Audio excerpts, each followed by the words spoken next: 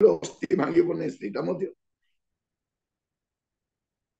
माने जीशु संपर्क रे गत काली आम जहाँ सब स्टडी कर शुभ शुक्रवार दिन भविष्यवाणी और सफल वाणी तार मध्य आप देखिए प्रति वाक्य सफल हो गत काली गोटे चर्च रे वाक्य देवाई जाइली काली मोर 2टा सर्विस थिला गोटे उपासना चर्च पुजारीपुट रही गोटे जेल से चर्च कोरापुट थिला कोरापुट भविष्यवाणी सफल वाणी समय बसी शुणु था प्रभु मत गोटे कथा कहते देख सब कथा सफल अल्प केत बाकी अच्छी से सफल हम जदि 99% सफल हो जाए गोटे परसेंट हम नहीं से सफल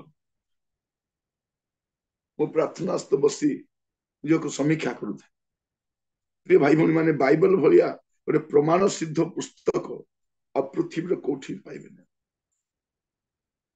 ए प्रकार एक पुस्तक आम जीशुकर दुख भोग जीशुकर खुशी मृत्यु आम स्टडी करूँ मस्त खोलतु आज आम जो प्रसंग आलोचना करवा से अच्छी जीशु समाधि कौन करुले प्रसंग शीर्षक हूँ जीशु समाधि कौन करुले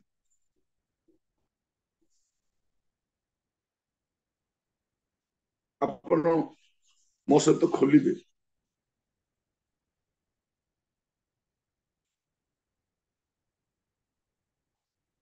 माथ्यू तार 27 पर्व 58 पदरू आम आग को पढ़ी जा 58 पदरू 60 पद पर्यंत से पिलातों निकट को जाई जीशुंको शरीर मागिले सेथिरे पिलात ताहा देबाकू आज्ञा कले जोसेफ शरीरटी घेनी परिष्कृत सूक्ष्म वस्त्र रे गुड़ाई आपणार जो नूतन समाधि पहाड़ रे खोली थिले सेथि मध्यरे ताहा थोइले आ समाधि द्वार रे खंडिए बड़ पत्थर गड़े दे चली गले देखो आम स्पष्ट देखु प्रभु जीशु ख्रीस्ट मृत्यु है से क्रूसरे मरी अनेक तथ्य प्रकार दिखती ना से मरी नथिले से मूर्छाई जाइथिले से अचेत अवस्था सेटा नुह से मृत्यु लेखा से मृत्यु भोग कला तांकर शरीर को से नेले आ कौन कले अपना जो नूतन समाधि पहाड़ रे खोली थिले सेतरे ताहाकु थोइले आ समाधि खंडे बड़ पत्थर गड़ाई दे छाड़ी गले तो प्रभु जीशु ख्रीस्ट मृत शरीर को समाधिस्थ कराइले प्रभु जीशु ख्रीस्ट कौन समाधि थिले आज प्रसंग होची कौन जीशु समाधि कौन करुथे आमर प्रिय माने मले कोडी अछंती सब समाधि भीतर अच्छा शरीरटा समाधि पड़ी प्रभु जीशु समाधि कौन करते प्रभु कौन बोली कही माथ्यू 12 पर्व 40 पद पढ़े माथ्यू 12:40 कारण जुनस जेपरी 3 दिन और 3 रात्रि बहुत मत्स्य उदर थिले मनुष्य पुत्र सेहीपरि 3 दिन और 3 रात्रि भूगर्भ रे रहिबे कौन लिखा कारण जुनस जेपरी 3 दिन और 3 रात्र बृहत मत्स्य उदर थिले मनुष्य पुत्र सेहीपरि 3 दिन और 3 राति भूगर्भ रे रहिबे प्रभु जीशु गोटे चिन्ह दौरान लोक मैंने पचार किसी चिन्ह दियो से जुनस जेपरी रहिले मनुष्य पुत्र मत से रही जुनस कौन मृत्यु भोग करते आम जानूना किंतु प्रभु जीशु ख्रीस्ट मृत्यु भोग कर भूगर्भ रही जीशु समाधि कौन करते जीशु कौन बोली कहते द्वितीय बाणी रे लुक 23 पर्व 43 पदरे लुक 23 तार 43 सेथिरे से ताहाकू कहिले मु तुम्भको सत्य कहूअछि आज तुम्भे मोहर सहित पारादेश रे उपस्थित हेबो प्रभु जीशु कौन कहते आज 3 दिन पर नुहे पुनरुत्थान पर नुहे से कौन कहते आज तुम्हें मो सहित पारदेश उपस्थित देखो केते सुनिश्चित आज मु भी पारदेश को जाऊँ तुमको भी पारदेश को नहीं पहुंचे दी आज तुम्हें मस्त कौन कर पारदेश तो प्रभु यीशु ख्रीष्ट समाधि नथिले शरीर पड़ी भाई भौणी माने चमत्कार विषय प्रभु यीशु कहते गोटे सुनिश्चितता दौरान जे आज माने जड़े व्यक्ति मृत्युभोग कला विश्वासी से कौटी की जाए से पारदेश को जाए शरीर पड़ी आपण घरे आपणकर प्रियजन मान मल्ले खटिया रखिथे सजाई बुके दौथे कपड़ा पकाउे कांदुवे विषय केते कथा कहते से शुणी शुणी हसुवे से किसी ना से पड़ी रही से आउ किसी ना आउ कौन जदि मृत व्यक्ति को दिने दी दिन आम रखा पूरा सड़ीज ना नहीं पूरा सड़ीज केतन तो रखिला से डिकम्पोज गंध बाहर आ प्रभु यीशु ख्रीष्ट शरीर केमती क्षताक्त हो जाए मुह भी क्षताक्त शरीर क्षताक्त माने हाड़ सब देखा जोटा आप देखिपारे गीत संहिता तार 22 पर्वर 6 पद पढ़े टे मात्र मु कीट मनुष्य नुहे मनुष्य मानकर निंदा पात्र और लोक मानकर अवज्ञात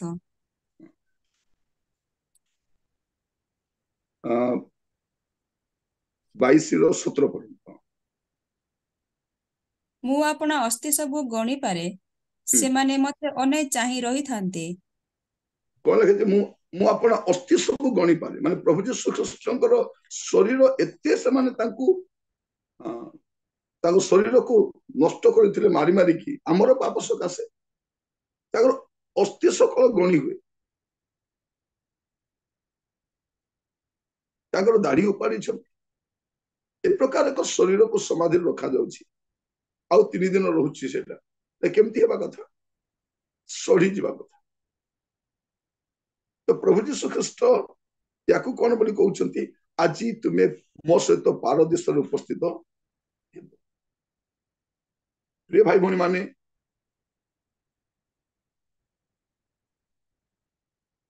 उपदेश को 12 पर्व तार 7 पद देखिए उपदेश को 12 पर्व तार 7 पद पुणी धूली पूर्व परी मृत्तिकारे लीन हेब आउ आत्मादाता परमेश्वर को निकट को आत्मा फेरी जीव कौन लेखा धूली कौन हम पूर्व परी धूली रे मिसी आम जहाँ को समाधिस्थ कले भी सही कथा कहूँ बालक मैंने कौन बोली कहते तुम्हें धूली तुम्हें मृत्तिकार लीन हम बस किंतु लेखा जाऊँ कौन आत्मादाता परमेश्वर निकट को आत्मा फेरी जीव प्रभु यीशु मृत्युभोग करने पूर्व कौन बोली कहते लुक तार 23 पर्व 46 पद जहाँ आम सप्तम बाणी बोली कहूँ आउ जीशु उच्च स्वर डाकी कहिले हे पिता तुम्भ हस्तरे मु आपणार आत्मा समर्पण करूअछि एहा कहि से प्राण त्याग कले प्रभु यीशु ख्रीष्ट अपन आत्मा समर्पण कर देले आत्मा प्रभुगात देले एबे शरीर नेकी समाधिस्थ कराइछि तो प्रभु यीशु ख्रीष्टंकर शरीर केवल समाधि रखा जाइछि आ से ना एबे आमे केमिति अछु एबे हमर शरीर प्रत्येकंकर शरीर अछि आत्मा अछि आमे जवन बसिछु एठी यूट्यूब रे बा जूम रे अछु बा बाहर जन बुलाबुली करूछंती जॉइन करि नांती कोन अछि समानकर शरीर गोटे अछि आत्मा अछि मरी गला पर कोन हबो शरीर ठार आत्मा माइनस हेजिवो प्रभु यीशु ख्रीष्ट एई स्तर भी देकर गले प्रथम रे प्रभु यीशु केमति थिले आम भलिया शरीर आत्मा मिसिकी थिला तापरे प्रभु यीशु कोन कले मला पर शरीर आत्मा अलगा ही जाए आ पुनरुत्थान रे कोन हुए शरीर और आत्मा पुणी थोड़े मिसी जाए से शरीर रे आत्मा फेरी आसे पुणी से प्रभु जीशु स्व शरीर उठिकी गले सही शरीर जो शरीर समाधिस्थ करा जाइतला सही शरीर उठिकी गले प्रिय भाई भणी माने प्रभु जीशु ख्रीस्ट एबे पर्यंत आमे गोटे स्तर रे का अछि शरीर आत्मा मिसिकी अछि द्वितीय स्तर केतले हेबो तले मृत्युभोग करिबा हमर शरीर आत्मा अलगा ही जीवो तापर पुनरुत्थान तुरी शब्द हेला कोन बामे हमर ये शरीर जेमन आमे समाधिस्थ करिछु बा जेमन आमे जीवित अवस्था रहिछु आमन को शरीर रूपांतरित हबो आ से शरीर नै आमे कोन करिबा किंतु प्रभु जीशु ख्रीस्ट समाधि रे तांकर शरीर रखा जाइछि किंतु से फुली एक्टिव अछंती शरीर का समाधि रे अछि किंतु से फुली एक्टिव अछंती से कहउछ आज तुमे मो सहित पारदर्श उपस्थित हो तो आप देखिए प्रथम पितर तार 3 पर्व 18-19 प्रथम पितर 3 पर्व 18-19 जेणु आम्भ मानकु ईश्वरଙ୍କ निकटକୁ ଆଣିବା ପାଇଁ ଖ୍ରୀଷ୍ଟ ମଧ୍ୟ ଧାର୍ମିକ ହୋଇ ଅଧାର୍ମିକ ମାନଙ୍କ ନିମନ୍ତେ ପାପ ହେତୁ ଥରେ ମୃତ୍ୟୁଭୋଗ କଲେ ସେ ଶରୀରରେ ମୃତ୍ୟୁଭୋଗ କଲେ ସତ କିନ୍ତୁ ଆତ୍ମାରେ ଜୀବିତ ହେଲେ ସେଥିରେ ମଧ୍ୟ ସେ ବନ୍ଦୀ ଆତ୍ମାମାନଙ୍କ ନିକଟକୁ ଯାଇ ପ୍ରଚାର କଲେ ଏଠି ପିତର ଲେଖୁଛନ୍ତି ସେ ବନ୍ଦୀ ଆତ୍ମା ମାନଙ୍କ ନିକଟକୁ ଯାଇ ପ୍ରଚାର କଲେ ତ ଏଇଟାକୁ ଲୋକମାନେ ଧରିକରି କଣ କହୁଛନ୍ତି ନାଇଁ ମଲା ପରେ ବି ଗୋଟେ ଚାନ୍ସ ଅଛି ଥରେ ସୁସମାଚାର ଶୁଣି ହେବ ସେଥିପାଇଁ ଲୋକମାନେ ସେଇ ଚାନ୍ସକୁ ବି ଏବେ ଚର୍ଚ୍ଚରେ ବାକ୍ୟ ଦେଲା ବେଳେ ଶୁଣୁନାହାନ୍ତି ସେମାନେ କୋଉ ଚାନ୍ସକୁ ଅପେକ୍ଷା କରିଛନ୍ତି ମଲା ପରେ ଗୋଟେ ଚାନ୍ସ ମିଳିବ ଆଉ ସେ ଚାନ୍ସ ମିଳିଲେ ସେଇଠି ଶୁଣିଦେବି ଆଉ ଏବେ ତ ସମୟ ଅଛି ନାଇଁ ଏବେ ଚାକିରି କରିବା ଅଛି ବ୍ୟବସାୟ କରିବା ଅଛି ମଦ ପିଇବା ଅଛି ବ୍ୟଭିଚାର କରିବା ଅଛି ପରେ ମଲା ପରେ ଗୋଟେ ସୁଯୋଗ ମିଳିବ ଯାଇକି ସୁସମାଚାର ଶୁଣିଦେବା ବୋଲିଲା ଭଳିଆ ଲୋକଙ୍କର ଧାରଣା ଅଛି କିନ୍ତୁ ଯଦି ସେଇ ସୁଯୋଗ ଥାନ୍ତା ଧନୀ ଲୋକ ଛାଡିଥାନ୍ତା ଗୋଟେ ଟୋପା ପାଣି ପାଇ କାନ୍ଦିଥାନ୍ତା ସେ ଡିଆ ମାନିକି ପ୍ରାର୍ଥନା କରି ବାହାରି ଆସି ପଳେଇଥାନ୍ତା ଗୋଟେ ଟୋପା ପାଣି ମିଳୁ ଟିକେ ଲାଜରକୁ ପଠେଇ ଦିଅନ୍ତୁ ମୋର 5 ଭାଇ ଅଛନ୍ତି 5 ଭାଇ କଣ ଅଛନ୍ତି ସେ ନିଜେ ବାହାରି ଆସିଥାନ୍ତି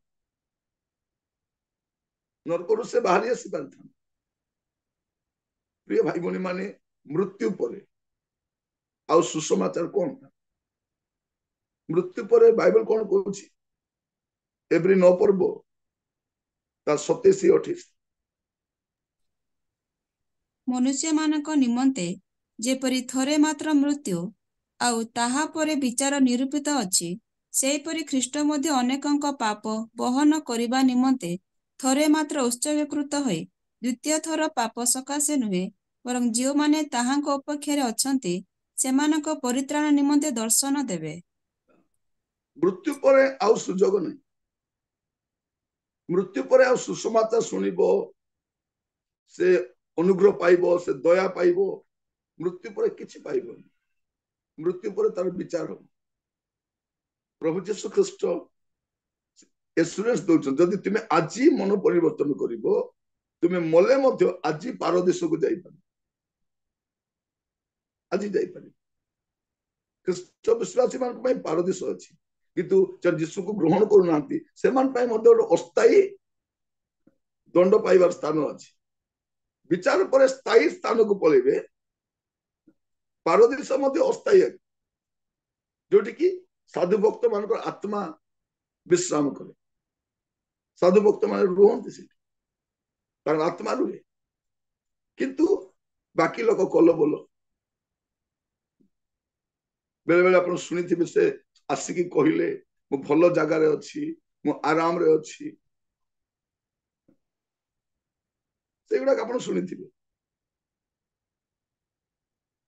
प्रिय भाई भौणी मान प्रभु यीशु ख्रीष्ट समाधि रे कौन करुଥିଲେ केवल शरीर टा पड़ी रही प्रभु यीशु ख्रीष्ट शरीर मृत्तिकार तैयारी ही नथिला जदि मृत्तिकार तैयारी कौन होता आदम शरीर मृत्तिकार तैयारी होता आदि पुस्तक 3 पर्व 19 पद पढ़ले अपन जानी पढ़िबा टिके आदि पुस्तक 3 पर्व 19 पद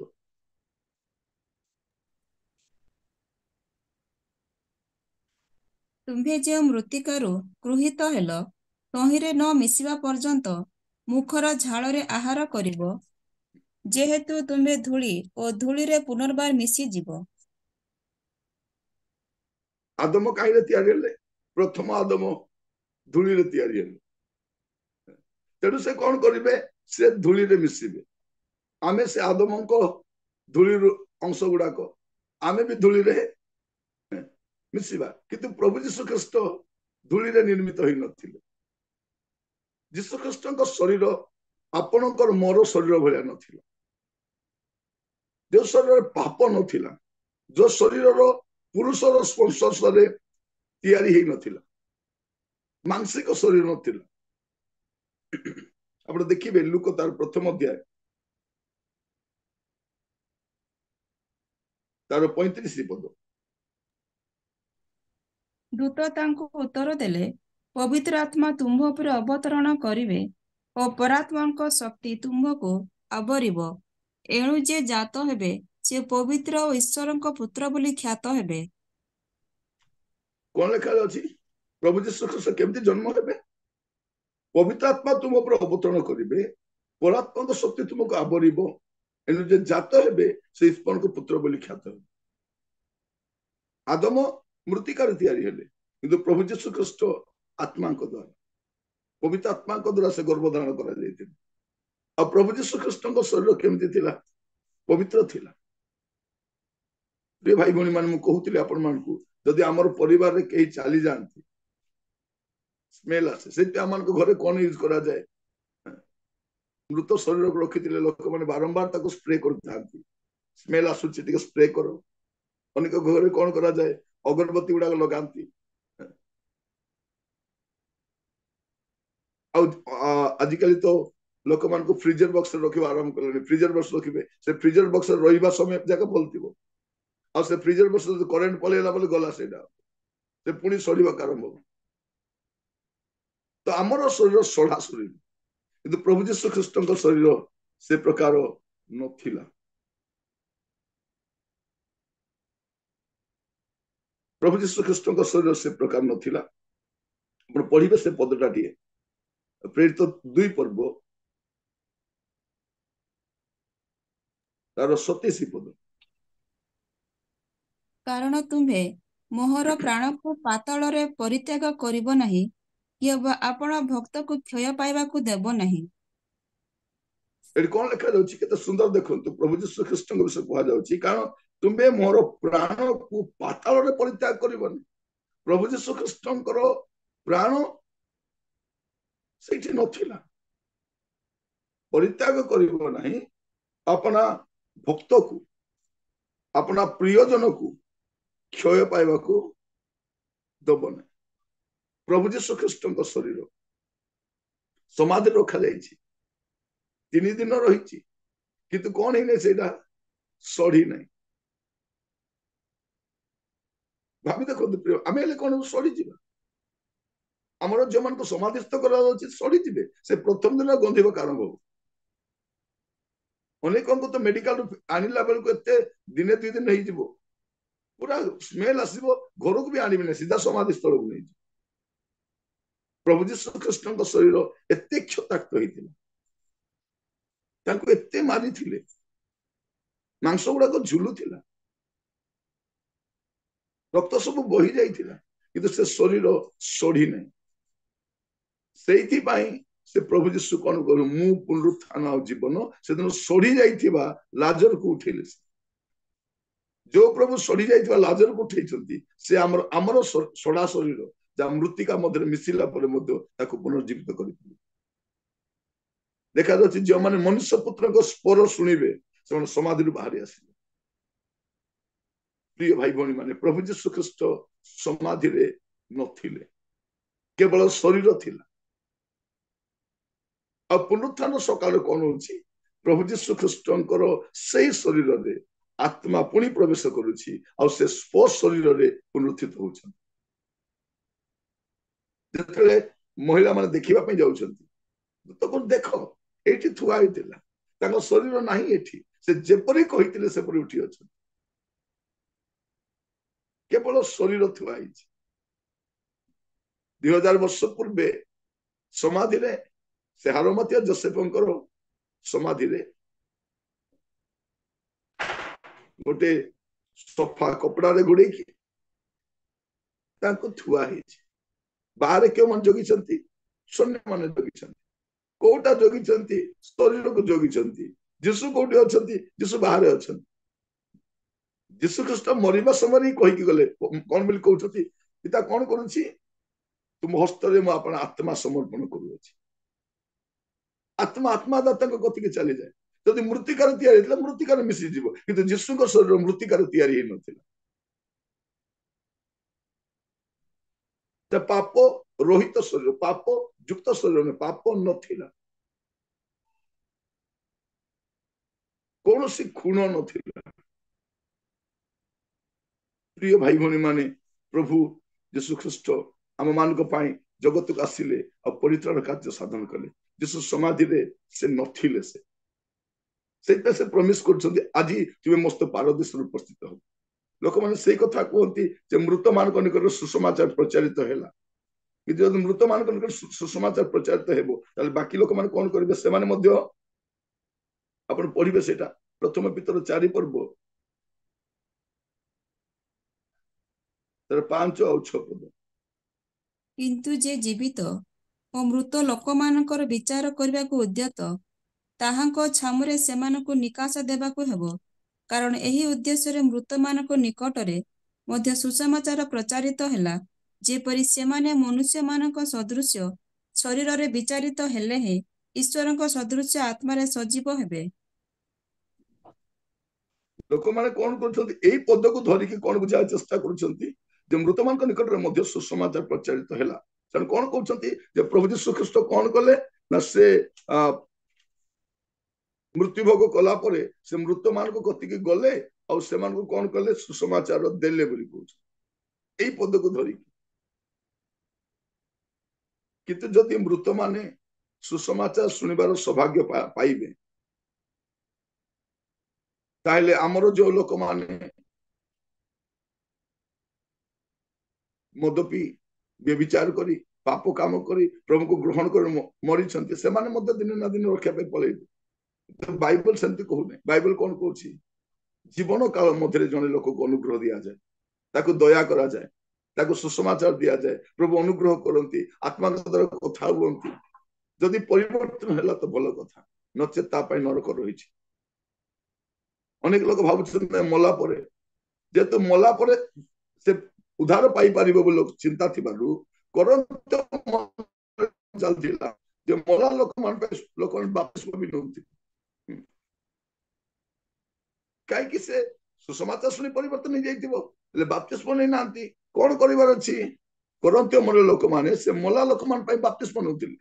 ମୋ ବାପାଟା ବାପତିସ୍ମ ନେଇ ମଲେ ତ, ସେଥିପାଇଁ ତାର ନାତିଆ ତା ଟିକେ ବାପତିସ୍ମ ନେଇଯିବ ତାଙ୍କ ପାଇଁ। ସେ ନାତି ଯାଇ ନେଇଯିବ, ତାପରେ ଆଉ କିଏ ଯାଇ ନେଇଯିବ। ବାଇବଲ ସେ କୁହେନି। ମଲା ପରେ ନା ବାପତିସ୍ମ କାମ ଦବ ନା ସୁସମାଚାର କାମ ଦବ। ମଲା ପରେ ବିଚାର। ପ୍ରଭୁ ଯୀଶୁ ଖ୍ରୀଷ୍ଟ ସମାଧିରେ କଣ କରୁଥିଲେ? ପ୍ରଭୁ ଯୀଶୁ ଖ୍ରୀଷ୍ଟ ସମାଧିରେ ନଥିଲେ, କେବଳ ଶରୀରଟା ରହିଥିଲେ। ଯୀଶୁ ଫୁଲି ଆକ୍ଟିଭ ଥିଲେ। ଆଉ ଯୀଶୁଙ୍କର ଶରୀର ଆପଣଙ୍କର ମୋର ଶରୀର ପରି ନଥିଲା। ଯୋଉ ପ୍ରଭୁ ଯୀଶୁ ଖ୍ରୀଷ୍ଟ ମୃତ୍ୟୁର ନାହୁଡ ଭାଙ୍ଗି ଉଠିଛନ୍ତି, ତାଙ୍କୁ ମରିବାର ଆବଶ୍ୟକ ଥିଲା, ସେଥିପାଇଁ ସେ ମରିଲେ। କାହିଁକି? ସେ ଯଦି ମରିବେ ନାହିଁ, ଆମର ଉଦ୍ଧାର ହେଇପାରିବନି। ବାଇବଲ କଣ କହୁଛି? ସନ୍ତାନ କଣ ରକ୍ତ ମାଂସର ସହଭାଗୀ ହେଇଥିବାରୁ ସେ ବି ମୃତ୍ୟୁର ସହଭାଗୀ ହେଲେ।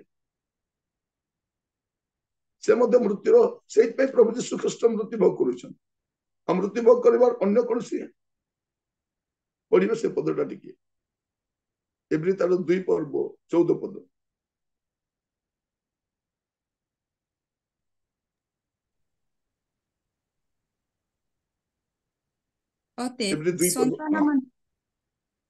ଅତଏବ ସନ୍ତାନମାନେ ରକ୍ତ ମାଂସର ସହଭାଗୀ ହୋଇଥିବାରୁ ସେ ମଧ୍ୟ ନିଜେ ସେହିପରି ସେଥିର ସହଭାଗୀ ହେଲେ, ଯେପରି ମୃତ୍ୟୁ ଦ୍ୱାରା ମୃତ୍ୟୁର ଅଧିକାରୀକୁ ଅର୍ଥାତ୍ ଶୈତାନକୁ ବିନାଶ କରନ୍ତି। ରାଜତ୍ୱ କରୁଛି, ମୃତ୍ୟୁ ରାଜତ୍ୱ କରୁଛି, ତାକୁ ନଷ୍ଟ କରିବା ପାଇଁ, ତାକୁ ପରାସ୍ତ କରିବା ପାଇଁ, ତାକୁ ବିନାଶ କରିବା ପାଇଁ ପ୍ରଭୁ ଯୀଶୁ ଖ୍ରୀଷ୍ଟ ମୃତ୍ୟୁକୁ ଆସ୍ୱାଦନ କଲେ। ଲେଖାଯାଉଛି ସେ କଣ ହେଲେ, ସନ୍ତାନ ମାନେ ରକ୍ତ ମାଂସର ସହଭାଗୀ ହେଇଥିବାରୁ ସେ ମଧ୍ୟ ନିଜେ ସେଥିର ସହଭାଗୀ ହେଲେ। ବାସ୍ ସେଇଥିପାଇଁ ସେ ମୃତ୍ୟୁଭୋଗ କଲେ। ଆଉ କଣ ପାଇଁ ମୃତ୍ୟୁଭୋଗ କଲେ? ଏଭଳି ତାର 9 ପର୍ବ 16 ଆଉ 17। କାରଣ ଏଭଳି 9 ଉଇଲ୍ ପର୍ବ 16 17। କାରଣ ଉଇଲ୍ କରାଯାଇଥିଲେ ଉଇଲ୍ କରିଥିବା ବ୍ୟକ୍ତିଙ୍କ ମୃତ୍ୟୁର ପ୍ରମାଣ ଆବଶ୍ୟକ। ଜଣେ ମୃତ୍ୟୁ ଘଟିଲେ ଉଇଲ୍ ବଳବତ୍ ହୁଏ, କାରଣ ଉଇଲ୍ କରିଥିବା ଲୋକ ଜୀବିତ ଥିବା ପର୍ଯ୍ୟନ୍ତ ତାହା କଦାପି କାର୍ଯ୍ୟକାରୀ ହୁଏ ନାହିଁ। କାର୍ଯ୍ୟକାରୀ ହୁଏନି, ସେଇଥିପାଇଁ ସେ ମରିବା ପାଇଁ ପଡିଲା। ସ୍ୱର୍ଗର ସମ୍ପତ୍ତି କାହା ନାଁରେ ଅଛି? ଯୀଶୁଙ୍କ ନାଁରେ ଅଛି। ଆମେ ବି ଏବେ ଈଶ୍ୱରଙ୍କ ସନ୍ତାନ ହେଇଗଲୁ। ଆମେ ଯଦି ସବୁ ସମ୍ପତ୍ତି ଯୀଶୁଙ୍କ ନାଁରେ ଥିବ, ଆମେ କେବେ ତାର ମାଲିକ ହେଇପାରିବା? ସବୁ ଯୀଶୁ ଉପଭୋଗ କରୁଥିବେ। କିନ୍ତୁ ବାଇବଲ କଣ କହୁଛି? ଆମମାନେ ଯୀଶୁଙ୍କ ସହିତ ସହ ଉତ୍ତରାଧିକାରୀ। ଯୀଶୁଙ୍କ ସହିତ କଣ ଅଟୁ? ଆମେ ସବୁ ସହ ଉତ୍ତରାଧିକାରୀ ଅଟୁ। ପ୍ରଭୁଙ୍କ ନାମର ଗୌରବ ହଉ। ପ୍ରଭୁ ଯୀଶୁ ଖ୍ରୀଷ୍ଟ ଜଗତକୁ ଆସିଲେ, ମୃତ୍ୟୁଭୋଗ କଲେ, ପୁଣି ଆମ ସମସ୍ତଙ୍କୁ ସେ କଣ କରିଛନ୍ତି? ତାଙ୍କ ସହ ଉତ୍ତରାଧିକାରୀ କରିଛନ୍ତି। ଆପଣ ଯଦି ଦେଖିବେ ସେଇଟା ଗୋଟେ ସୁନ୍ଦର ପଦ, ରୋମିଓ 8 ପର୍ବ 17 ପଦ। ଯଦି ସନ୍ତାନ, ତେବେ ଉତ୍ତରାଧିକାରୀ, ଅର୍ଥାତ୍ ଯଦି ଖ୍ରୀଷ୍ଟଙ୍କ ସହିତ ଗୌରବାନ୍ୱିତ ମଧ୍ୟ ହେବା ନିମନ୍ତେ ଆମ୍ଭେମାନେ ତାହାଙ୍କ ସାଙ୍ଗରେ ଦୁଃଖ ଭୋଗ କରୁ, ତେବେ ଈଶ୍ୱରଙ୍କ ଉତ୍ତରାଧିକାରୀ ଓ ଖ୍ରୀଷ୍ଟଙ୍କ ସହ ଉତ୍ତରାଧିକାରୀ ଅଟୁ। ଅତଏବ ଯଦି ସନ୍ତାନ, ଆପଣ ଯଦି ସନ୍ତାନ, ଆପଣ ଉତ୍ତରାଧିକାରୀ। ହୁଏତ ଏଠି ଆପଣଙ୍କର ଭଲ ଘରଟିଏ ନାହିଁ, ଆପଣଙ୍କ ନିଜର ଗୋଟେ ବିଲ୍ଡିଂ ନାହିଁ, ଆପଣଙ୍କର କିଛି ପ୍ରପର୍ଟି ନାହିଁ, ଆପଣ ୱରିଡ ହୁଅନ୍ତୁ ନାହିଁ। ସ୍ୱର୍ଗ ଆପଣଙ୍କର। ସ୍ୱର୍ଗରେ ଆପଣଙ୍କ ପାଇଁ ପ୍ରାଚୁର୍ଯ୍ୟତା ଅଛି, କାରଣ ଆପଣ ଈଶ୍ୱରଙ୍କ ସନ୍ତାନ ହେଇଥିବାରୁ ଆପଣ କଣ ଅଟନ୍ତି? ଖ୍ରୀଷ୍ଟଙ୍କ ସହ ଉତ୍ତରାଧିକାରୀ ଅଟନ୍ତି। ତେଣୁ ତାଙ୍କୁ ମରିବା ପାଇଁ ପଡିଲା, କାରଣ ସ୍ୱର୍ଗର ସମ୍ପତ୍ତି ତାଙ୍କ ନାଁରେ ବିଲ୍ କରାଯାଇଥିଲା। ଆଉ ସେ ମୃତ୍ୟୁଭୋଗ କଲା ପରେ ସେ ବିଲ୍ଟା କାର୍ଯ୍ୟକାରୀ ହବ। ଆଉ ପ୍ରଭୁ ଯୀଶୁ ସେଇଥିପାଇଁ କଣ କଲେ? ଏଭ୍ରି 9 ପର୍ବ ଟିକେ ଖୋଲିବେ, 11 12 ପଦ ପଢିବା। ଏଭ୍ରି 9 ପର୍ବ ତାର 11 12। କିନ୍ତୁ ଖ୍ରୀଷ୍ଟ ବର୍ତ୍ତମାନ ଉତ୍ତମ ବିଷୟର ମହାଯାଜକ ସ୍ୱରୂପେ ଉପସ୍ଥିତ ହୋଇ ଏହି ସୃଷ୍ଟିରୁ ଭିନ୍ନ ଅହସ୍ତକୃତ ମହତ୍ତର ଓ ଶ୍ରେଷ୍ଠତର ତମ୍ବୁ ଦେଇ ଯାଇ ଛାଗ ଓ ଗୋବତ୍ସର ରକ୍ତ ନୁହେଁ, ମାତ୍ର ଆପଣାର ରକ୍ତ ଘେନି ଏକାଥରକେ ମହାପବିତ୍ର ସ୍ଥାନରେ ପ୍ରବେଶ କରି ଅନନ୍ତ ମୁକ୍ତି ସାଧନ କରିଅଛନ୍ତି। ପ୍ରଭୁ ଯୀଶୁ ଖ୍ରୀଷ୍ଟ ମଲା ପରେ କଣ ହଉଛି? ସେଇ ବିଚ୍ଛେଦ ବସ୍ତ୍ର ଯୋଉଟା ଥିଲା, ମନୁଷ୍ୟକୁ ମହାପବିତ୍ର ସ୍ଥାନକୁ ନେଇ ପାରୁନଥିଲା, ପ୍ରଭୁ ଯୀଶୁ ସେଇଟାକୁ ଫାଡ଼ିଦେଲେ, ସ୍ୱର୍ଗରୁ ସେ କାର୍ଯ୍ୟକୁ ସମାପ୍ତ କଲେ। ତେଣୁ ସେ ବିଚ୍ଛେଦ ବସ୍ତ୍ରଟା କଣ ହେଲା? ବିଚ୍ଛେଦ ପ୍ରାଚୀର ଯାହା ଥିଲା ତା ଭାଙ୍ଗିଲା। ପ୍ରଭୁ ଯୀଶୁ କଣ କଲେ? ମୃତ୍ୟୁ ପରେ ଆପଣା ରକ୍ତ, କାହିଁକି ରକ୍ତରେ ପ୍ରାଣୀର ଜୀବନ ଥାଏ। ଆଉ ପ୍ରଭୁ ଯୀଶୁ ଖ୍ରୀଷ୍ଟ ସେଇ ରକ୍ତ ଘେନି ସେ ମହାପବିତ୍ର ସ୍ଥାନକୁ ପ୍ରବେଶ କରୁଛନ୍ତି। କହୁଛନ୍ତି, ପିତା ଏଇଟା ମୋର ରକ୍ତ, ମୁଁ ଏମାନଙ୍କ ପାଇଁ ପ୍ରାଣ ଦେଇଛି, ଏଇଟା ହଉଛି ମୋର ପ୍ରାଣ। ଏବେ ଏମାନଙ୍କର ମୁକ୍ତି ସାଧନ ହେଇଗଲା, ଆଉ ଏମାନେ ମଧ୍ୟ ଉତ୍ତରାଧିକାରୀ ଅଟନ୍ତି। ପ୍ରଭୁ ଯୀଶୁ ଖ୍ରୀଷ୍ଟ ଏଇ କାର୍ଯ୍ୟ କରିଛନ୍ତି। ମୃତ୍ୟୁଭୋଗ ପରେ ସେ ଆପଣ ରକ୍ତ ଘେନି ସେ ମହାପବିତ୍ର ସ୍ଥାନକୁ ପ୍ରବେଶ କରିଛନ୍ତି, ପିତାଙ୍କ ଗତିକି ଯାଇଛନ୍ତି। ଆଉ ସେ କହିଛନ୍ତି ମୃତ୍ୟୁ ଭୋଗ ହେଇଛି, ସମାପ୍ତ ହେଲା କାର୍ଯ୍ୟ, ପରିତ୍ରାଣ କାର୍ଯ୍ୟ ସମାପ୍ତ ହେଲା। ତ ପ୍ରିୟ ଭାଇ ଭଉଣୀ ମାନେ, ଯୀଶୁ ସମାଧିରେ ନଥିଲେ, କେବଳ ଶରୀର ଥିଲା। ଆଉ ପୁନରୁତ୍ଥାନ ସକାଳରେ ସେଇ ଶରୀରରେ ଆତ୍ମା ପ୍ରବେଶ କରି ପୁଣି ଥରେ ସେ ପୁନରୁତ୍ଥିତ। ଆମେ କେମିତି ଅଛୁ? ଏବେ ଆମେ ଶରୀର ଆଉ ଆତ୍ମାରେ ଅଛୁ। ମଲା ପରେ ଶରୀର ଆତ୍ମା ଅଲଗା ହେଇଯାଏ। ପୁନରୁତ୍ଥାନରେ ସେ ଶରୀର ପୁଣି ଆତ୍ମା ପ୍ରବେଶ କରି ସେ ଉଠନ୍ତି। ପ୍ରଭୁ ଯୀଶୁ ଖ୍ରୀଷ୍ଟ ଏ 3ଟି ସ୍ତର ଦେଇ ଗତି କରିଥିଲେ। 3ଟି ସ୍ତର ଦେଇ ଗତି କରିଛନ୍ତି। ଏବେ ଆମର ଲୋକମାନେ କଣ କରିଛନ୍ତି? ଯେଉଁମାନେ ମରିଛନ୍ତି, ଆଗ ବଞ୍ଚିବା ସମୟରେ ଶରୀର ଆଉ ଆତ୍ମାରେ ଥିଲେ, ମଲା ପରେ ଶରୀର ଆତ୍ମା ଅଲଗା ହେଇଗଲା, ଶରୀରକୁ ନେଇ ସମାଧିସ୍ଥ କରିଛୁ। ଆତ୍ମା ତାତ ଗତିକି ଯାଇଛି। କିନ୍ତୁ ଯେତେବେଳେ ପୁନରୁତ୍ଥାନ ସକାଳ ହବ, ତୁରୀ ଶବ୍ଦ ହବ, ପୁଣି ଆତ୍ମା ସେ ଶରୀର ପ୍ରବେଶ କରିବ, ଆଉ ସେମାନେ ସ୍ୱ ଶରୀରରେ ଉଠିବେ। ସେମାନଙ୍କୁ ନିଜ ସ୍ୱ ଶରୀର କେମିତି ଚିହ୍ନିବେ ଆପଣ? ତାଙ୍କର ସେଇ ଶରୀର ତାଙ୍କୁ ଦିଆଯିବ। ଲାଜରକୁ ଚିହ୍ନି ହେବ, ଆପଣଙ୍କ ପ୍ରିୟଜନ ମାନଙ୍କୁ ମଧ୍ୟ ଆପଣ ଚିହ୍ନି ପାରିବେ। ପ୍ରଭୁଙ୍କ ନାମର ସ୍ତୁତି ହଉ।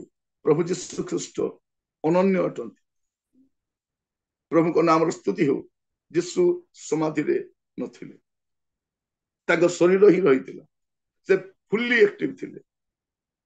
ସେ ୟାକୁ କହୁଛନ୍ତି ତୁମେ ଆଜି ମୋ ସହିତ ଆଜି କହୁନାହାନ୍ତି ଟିକେ ଅପେକ୍ଷା କରିବୁ, 3 ଦିନ ପରେ ଯିବା, ହେଲା, ମୁଁ 3 ଦିନ ପରେ ପୁନରୁତ୍ଥାନ ହେବି, ସେଇଟା କହୁନାହାନ୍ତି। ସେ ଆଜି ତୁମେ ମୋ ସହିତ ପାରଦୀସ ଉପସ୍ଥିତ।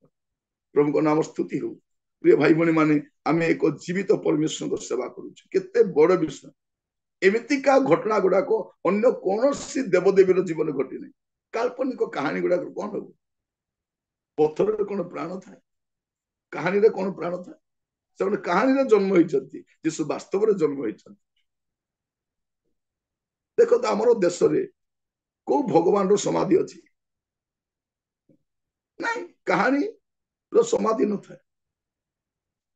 ଜନ୍ମଭୂମି ବୋଲୁଛ, ଜନ୍ମଭୂମିର ଲୋକର ସେ ସମାଧି କୋଉଠି ଅଛି? ସମାଧି ନାହିଁ, କାରଣ କାହାଣୀ ଗୁଡାକ ସବୁ। କିନ୍ତୁ ପ୍ରଭୁ ଯୀଶୁ କାହାଣୀ ନୁହନ୍ତି, ସେ ବାସ୍ତବ ଅଟନ୍ତି। ସେ ସ୍ୱ ଶରୀରରେ ଜନ୍ମଗ୍ରହଣ କରିଥିଲେ, ସେ ସ୍ୱ ଶରୀରରେ ମୃତ୍ୟୁଭୋଗ କଲେ, ଆଉ ସେ ସ୍ୱ ଶରୀରରେ ଉତ୍ଥିତ ହେଇଥିଲେ। ଆଉ ଆଜି ଦିନ କେବଳ ତାଙ୍କର ଶରୀରକୁ ହିଁ ସମାଧି ରଖାଯାଇଥିଲା, ସେ ନଥିଲେ। ଆଉ ପୁନରୁତ୍ଥାନ ସକାଳରେ ସେଇଥିପାଇଁ ଦୂତ ସେ ପଥର ଗଡ଼େଇ ଦେଉଛନ୍ତି, ଯେପରି ଏମାନେ ଯାଇକି ଦେଖିବେ। ପଥର କାହିଁକି ଗଡ଼େଇ ଦିଆଯାଉଛି? ଯେପରି ଏମାନେ ଅପେକ୍ଷା କରିଛନ୍ତି କଣ ବୋଲିକରି, କେମିତି ଆମେ ଯେ ଦେଖିପାରିବୁ। ଦୂତ ଗଡ଼େଇଛନ୍ତି, ଦେଖ, ସେ ଯେମିତି କହିଥିଲେ ସେମିତି ଉଠିଛନ୍ତି, ସେଇଠି ନାହାନ୍ତି, ତାଙ୍କ ଶରୀର ବି ନାହିଁ। ସେମାନେ ପୁରା କପଡା ଗୁଡାକ ଓଲଟ ପାଲଟ କରିଦେଲା, ସବୁ ସେଠି ରହିଛି। ପ୍ରିୟ ଭାଇ ଭଉଣୀ ମାନେ, ପ୍ରଭୁଙ୍କ ନାମ ସ୍ତୁତି ହଉ। ଆମେ ଯଦି ସେ ପଥର ଗଡ଼େଇ ଦିଆଯାଇ ନଥାନ୍ତା, ଆମେ କଣ ଭାବିଥାନ୍ତୁ? ନାଇଁ, ଶରୀର ସେଇଠି ଏକା ଅଛି ଅଛି ଅଛି। ନାଇଁ, ସେଠି ନାହାନ୍ତି। ସେ ଗୋଟେ ସମୟ ଆସିବ ଯେମାନେ ପ୍ରଭୁ ଯୀଶୁଙ୍କ ଠାରୁ ରହି ବଞ୍ଚୁଛନ୍ତି, ବିଶ୍ୱାସ କରୁଛନ୍ତି, ମରିଛନ୍ତି, ତୁଲି ବାଜିଲେ ସେମାନେ ବି ସମାଧି ଖାଲି କରି ପଳେଇବେ। ଏବେ ଆମର ପ୍ରିୟ ଲୋକମାନଙ୍କ ସମାଧିରେ କିଛି ନାହିଁ, ହାଡ଼ ବି ନଥିବ, କାରଣ ମୃତ୍ତିକାର ଲୀନ ହବ। ଆଦମଙ୍କ ଶରୀର, କିନ୍ତୁ ଖ୍ରୀଷ୍ଟଙ୍କ ଶରୀର ଆମେ ଧାରଣ କରିବା। ଖ୍ରୀଷ୍ଟ ଯେପରି ଆମେ ମାନେ ସେଇପରି ଦେଖାଯିବା। କେତେ ବଡ ବିଷୟ ପ୍ରିୟ ମାନେ! ଆମର ଶରୀର ଆତ୍ମିକ ଶରୀର ହେଇଯିବ। ପ୍ରଭୁ ଆପଣମାନଙ୍କୁ ଆଶୀର୍ବାଦ କରନ୍ତୁ। ପ୍ରାର୍ଥନା କରିବା। ଅନୁଗ୍ରହକାରୀ ପିତା ପରମେଶ୍ୱର, ଆପଣଙ୍କୁ ଧନ୍ୟବାଦ ଦଉଛୁ। ଆମ ପାଇଁ ଦୁଃଖ ଭୋଗ କରି, କୃଷ୍ୟ ମୃତ୍ୟୁ ବରଣ କରି ସମାଧିସ୍ଥ ହେଇଥିବା ଯୀଶୁଙ୍କ ପାଇଁ ଆମେ ଧନ୍ୟବାଦ ଦଉ। ପ୍ରଭୁ, 2000 ବର୍ଷ ପୂର୍ବେ କେବଳ ଶରୀର ସମାଧିରେ ଥିଲା, କିନ୍ତୁ ସେ ନଥିଲେ, ସେ ଫୁଲି ଆକ୍ଟିଭ ଥିଲେ। ସେ ପରିବର୍ତ୍ତିତ ଚୋର ପାରଦୀସରେ ଯୀଶୁଙ୍କ ସହିତ ଉପସ୍ଥିତ ହେଲା। ପ୍ରଭୁ ଯୀଶୁ ଖ୍ରୀଷ୍ଟ ଆପଣ ରକ୍ତ ଘେନି ମହାପବିତ୍ର ସ୍ଥାନ ସେ ପ୍ରବେଶ କରିଛନ୍ତି, ଅନନ୍ତ ମୁକ୍ତି ସାଧନ କରିଛନ୍ତି। ଧନ୍ୟ ପ୍ରଭୁ, ଧନ୍ୟ ପ୍ରଭୁ ଯୀଶୁଙ୍କ ପାଇଁ ଆମେ ଧନ୍ୟବାଦ ଦଉ, ଯେ ଆମ ପାଇଁ ମୃତ୍ୟୁଭୋଗ କଲେ ଏବଂ ସ୍ୱର୍ଗୀୟ ସମ୍ପତ୍ତିର ଆମକୁ ଉତ୍ତରାଧିକାରୀ କରିଛନ୍ତି। ଯଦି ଆମମାନଙ୍କୁ ଜଗତରେ କୌଣସି ବିଷୟ, ଭଲ ବିଷୟ ନାହିଁ ପ୍ରଭୁ, ଅନେକଙ୍କ ଘର ନାହିଁ, ଅନେକଙ୍କ ସୁବିଧା ନାହିଁ, ଅନେକ ଲୋକ ଲାଞ୍ଛିତ ଅପମାନିତ ହଉଛନ୍ତି, ସେମାନଙ୍କୁ ଅନେକ ପ୍ରয়োଜନୀୟ ବିଷୟ ନାହିଁ, କିନ୍ତୁ ସ୍ୱର୍ଗର ପ୍ରଚୁର୍ଯ୍ୟତା ଆମେ ପାଇଛୁ ପ୍ରଭୁ। ଏଥିପାଇଁ ମୁଁ ଆପଣଙ୍କୁ ଧନ୍ୟବାଦ ଦିଏ। ମୁଁ ପ୍ରାର୍ଥନା କରେ ପ୍ରଭୁ, ପ୍ରତ୍ୟେକଙ୍କୁ ସାହାଯ୍ୟ କର। ଜଗତରେ କିଛି ଥାଉ ବା ନଥାଉ, ଆମ ପାଇଁ ସ୍ୱର୍ଗ ରହିଛି, ଏଇ ଭରସାରେ ଜୀବନ କାଟିବା ପାଇଁ ସାହାଯ୍ୟ କର ପ୍ରଭୁ। ଏ ପ୍ରାର୍ଥନାଟି ଆମମାନଙ୍କର ଉଦ୍ଧାରକର୍ତ୍ତା ମୃତ୍ୟୁଞ୍ଜୟ ଯୀଶୁଙ୍କ ନାମରେ ମାଗିଲି, ଆମେନ୍। ଆମେନ୍ ଆମେନ୍। ଆସନ୍ତୁ ଶେଷ ଆଶୀର୍ବାଦ ଗ୍ରହଣ କରି ସଭାକୁ ଏଠି ରଖିବା। ପ୍ରଭୁ ଯୀଶୁଖ୍ରୀଷ୍ଟଙ୍କ ଅନୁଗ୍ରହ, ପିତା ଈଶ୍ୱରଙ୍କ ପ୍ରେମ, ପବିତ୍ର ଆତ୍ମାଙ୍କ ଶାନ୍ତି ଓ ସହଭାଗିତା ପ୍ରଭୁ ଯୀଶୁଖ୍ରୀଷ୍ଟଙ୍କ ଦ୍ୱିତୀୟ ଆଗମନ ପର୍ଯ୍ୟନ୍ତ ଆମ ସମସ୍ତଙ୍କ ଉପରେ ପ୍ରଚୁର ପରିମାଣରେ ବର୍ତ୍ତୁ। ଆମେନ୍।